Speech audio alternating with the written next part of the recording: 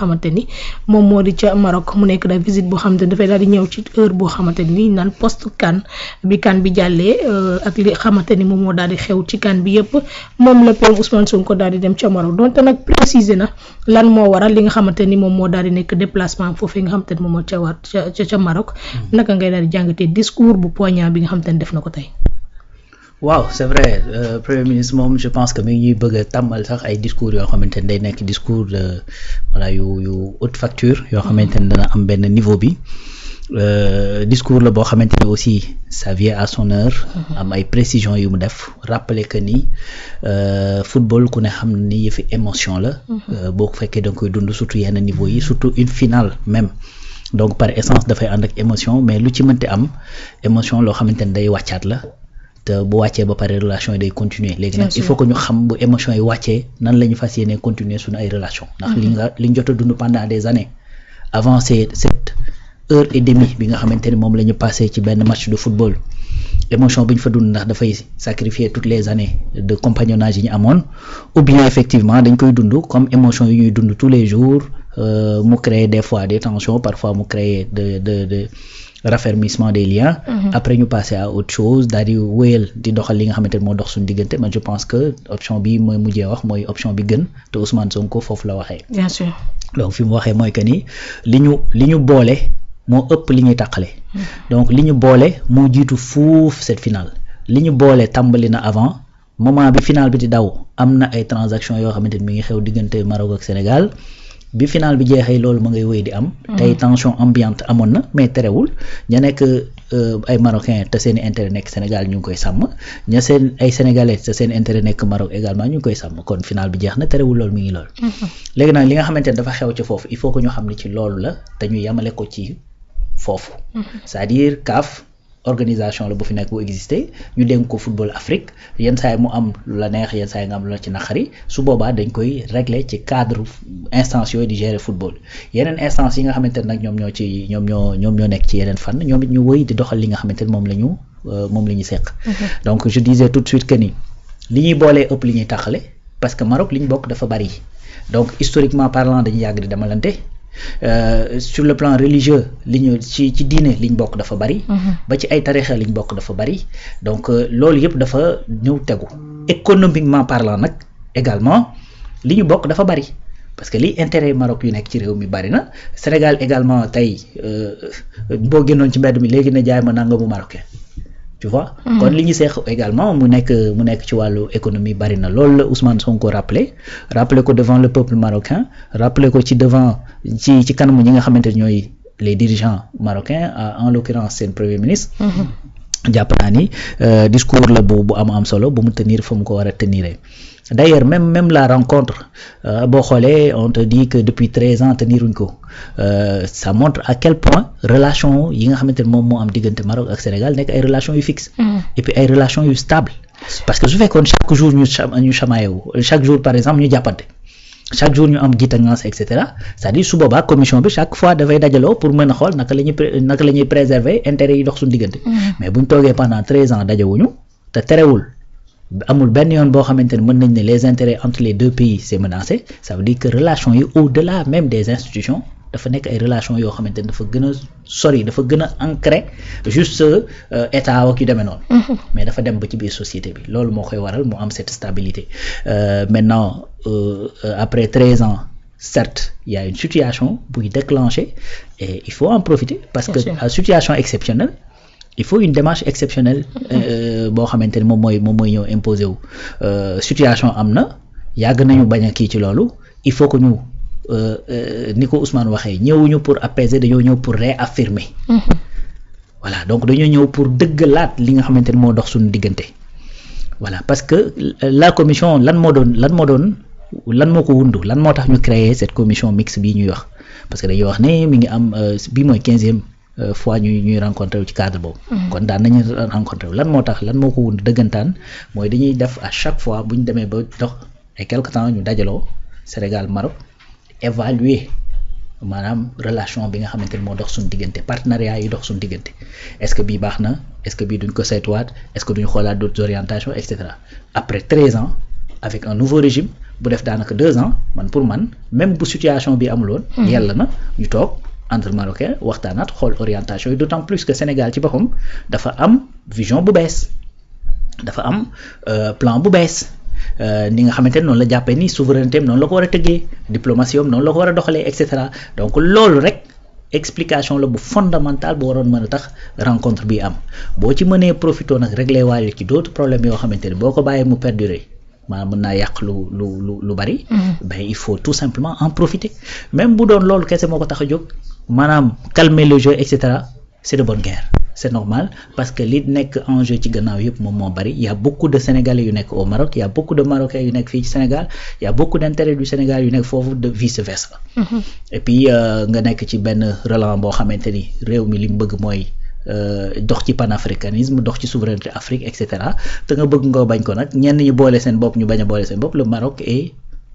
intégralement et entièrement en Afrique. Bien sûr. Voilà, quelles que soient les autres considérations yoo xamante ne mën nañ ko am derrière tu vois et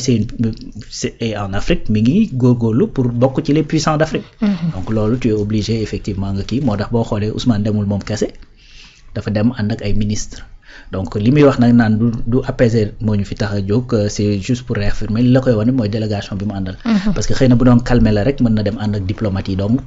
waxtaan diplomatie naka la fa gars yi di kii ak affaire yooyu pare ñibbisi mais boo xoolee dafa ànd ak ministre de l'économie ànd ak ministre de l'industrie et du commerce ànd ak directeur du port ànd ak yeneen kilifa yoo xamante ni ci gouvernement lañ nekk ngir effectivement ñu waxtaanee li nga xamante ni mooy les secteurs d'activité les secteurs de l'économie yi nga xamante ni am nañ ci lien ñu nag Maroc. Parce que déjà sur agriculture maa ngi lay wax ne la léegi boo génnoon fii léegi ne jaay ma nangam bu Maroc boo génnoon fii léegi ne jaay ma mandarine buy jógee Maroc wala boog orange buy jógee Maroc wala et cetera tu vois.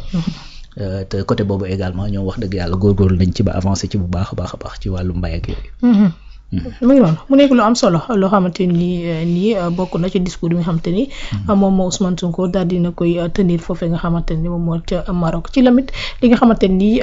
gën na mën a rataxal ñaari diggante yi mën nañ daal di jàpp ne parce que li nga xamante ni moom moo daal di nekk audience bi waroon a am ci diggante supporters yi nga xamante ni ñoom dañ ko renvoyé woon ba le 4 gis nañ ne indiwaat nañ ko ba le 29 loolu tamit mën nañu jàpp ne ci négociation yi nga xamante ni am na ci diggante Ousmane Sonko ak le premier ministre mën na ci daal di jógee. waaw effectivement mën na ne parce que mën na tout ça c'est pour jouer la calmie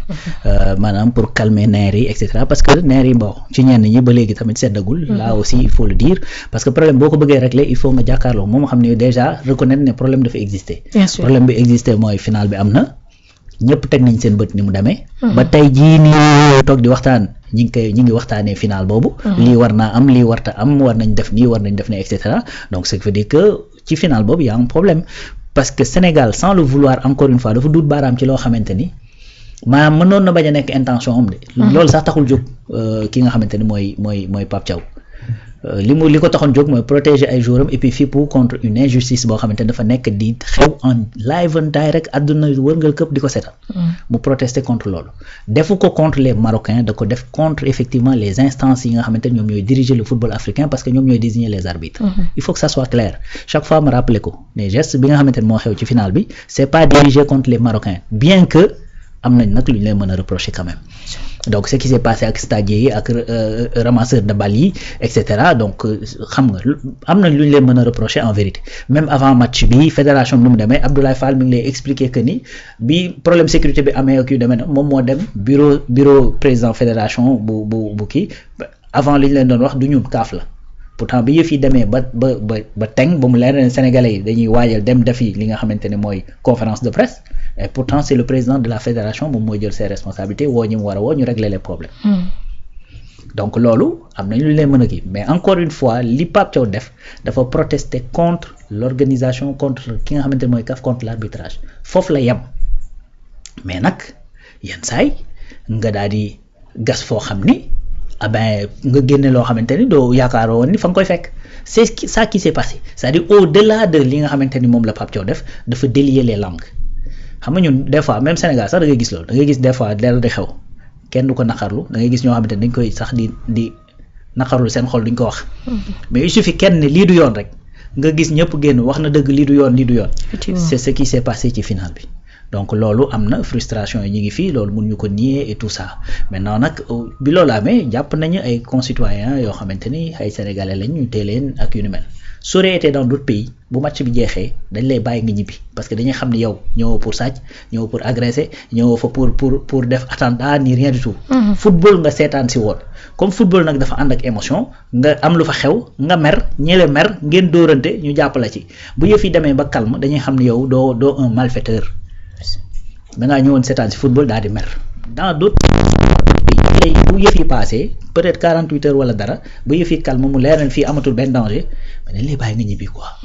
mais tey buñ leen teewee ñoom aussi c'est-à-dire il faut comprendre que c'est pour calmer les nerfs aussi foofu ca Maroc parce que ñoom aussi ils vont prendre ne oui ñi nga xamante ne ñoo indi woon perturbation bi gis nga jàpp nañ ñii jàpp nañ